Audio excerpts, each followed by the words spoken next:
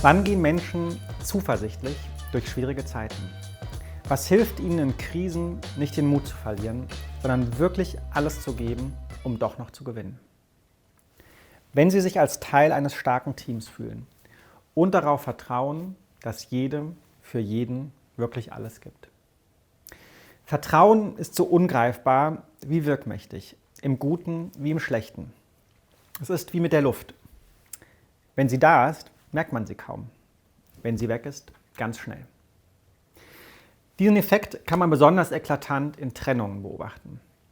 Was es ausmacht, wenn sich dieselben beiden Menschen plötzlich nicht mehr vertrauen, dass sie im Sinne des gemeinsamen Gelingens handeln, sondern anstattdessen nur noch im Eigeninteresse. Dann können die vertrautesten Paare zu reißenden Wölfen werden, mit erstaunlich destruktivem Potenzial für alle Beteiligten. Wer also glaubt, man könnte sich für Vertrauen nichts kaufen, der könnte eines Tages für diesen Irrtum teuer bezahlen. Umgekehrt kennst du sicher auch aus deiner Organisation Menschen, denen sehr viele in der Organisation vertrauen, deren Wort zählt, zu denen man geht, wenn etwas schief läuft oder schwierig wird oder man einen Rat sucht. Diese Menschen haben einen erstaunlichen Einfluss und das oft sogar ganz ohne formale Macht. In Krisen und starken Veränderungen ist es besonders bedeutsam, dass ihr euch gegenseitig schnell und vorbehaltlos aushilft, wenn eine Seite unvorhergesehen unter Druck geraten ist. Genauso wichtig ist es, dass ihr neue Informationen und Erkenntnisse schnell an alle verteilt, die davon betroffen sind. Aber auch, dass ihr kritische Themen und Probleme schnell ansprecht und weitergebt, damit sie gelöst werden können. Und genau das braucht persönliches Vertrauen.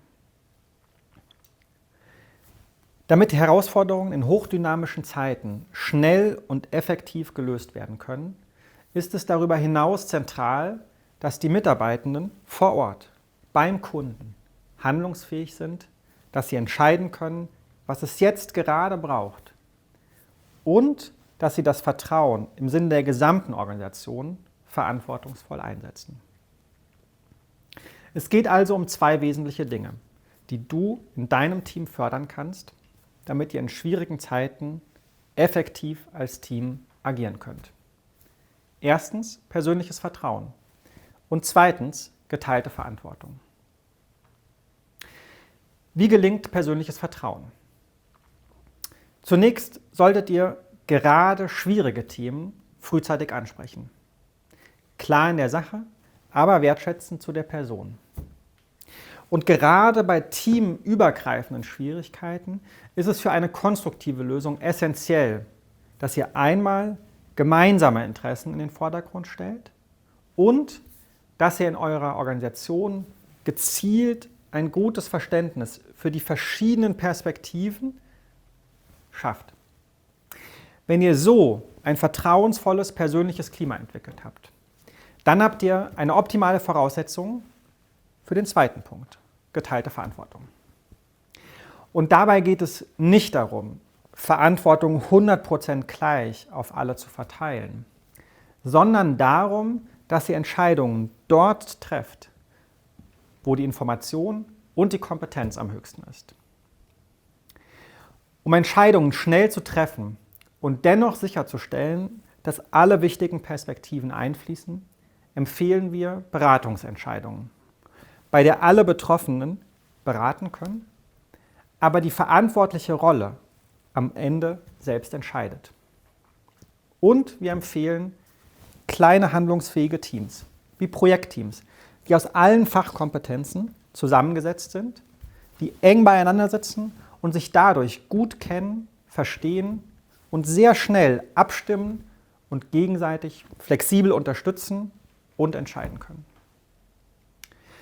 Zusammenfassend kannst du in deinem Team eine Vertrauenskultur etablieren, die euch hilft, erfolgreich mit Krisen und Veränderungen umzugehen, indem du erstens ein hohes persönliches Vertrauen förderst, vor allem durch eine gute Kommunikation auch und gerade von schwierigen Themen. Und zweitens, indem ihr Verantwortung so verteilt, dass Vorentscheidungen viele Perspektiven einfließen und diese dennoch schnell getroffen wird. Für beides findest du ein praktisches Tool auf unserer Seite. Viel Freude damit!